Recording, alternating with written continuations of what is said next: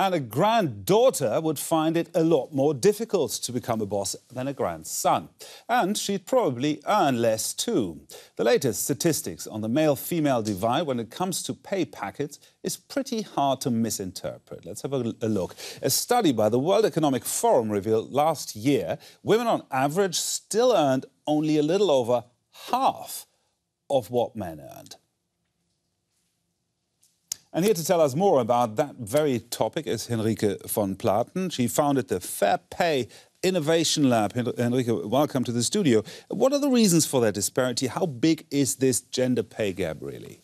Well, the average gender pay gap is 21%. And you have a lot of reasons in there that are very basically structural reasons, being in what you call part-time jobs or the role stereotypes problems. So you have these reasons in that gap, and if you take the reasons out and look at them in detail, you will get to a gap of, say, 2 to 8%, which cannot be explained. And for us, it's very, very important that we start to really work on these structural issues. Why is it that childcare or care for elderly family members ends up in the hands of women, and why is it not remunerated? Well, in the tradition, some 100 years ago, women used to do those jobs already, and they didn't get paid at all.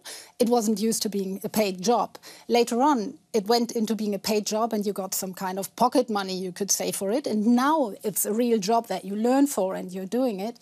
And it's sort of this historical tradition that makes it puts it into this corner of being very, very badly paid, which is the same if men work in that job too. So it's a matter of a society to really think about, is it fair, is it the way that we want to live, paying these jobs so badly compared to paying, for example, people who care for our cars a lot better?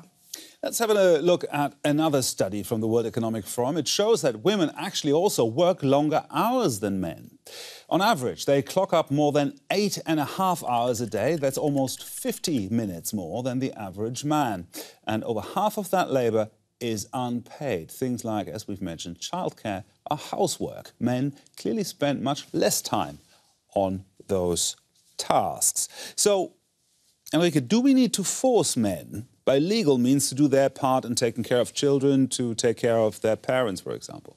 I think the measures of taking the parentalhood like half-half each, which I think is very good. You have to make sure that the parents can decide freely how they live and work. And by giving them the opportunity to sort of take that part in half, both have the chance to really sort of say, well, I do my part of the unpaid work, and I give the other partner the chance to be paid for. Isn't that the choice that families have to make for themselves, or do we need to force them? Well, the problem is that it's not a real choice. If you think about two people trying to decide who will stay at home to care for the kids, it's usually not the woman just because it's a choice, but because she's the one earning less. So if you want to have a wage or a family money for the months that you can sort of live off, you will usually tend to let the person stay at home that earns less. And that gives you this vicious cycle of which you need to get out in a way.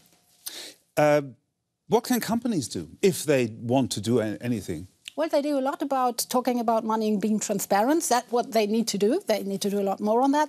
They usually do programs that people can stay at home. Lots of companies care for the fathers to stay at home, and they have like programs saying that they should. There are not enough companies doing that.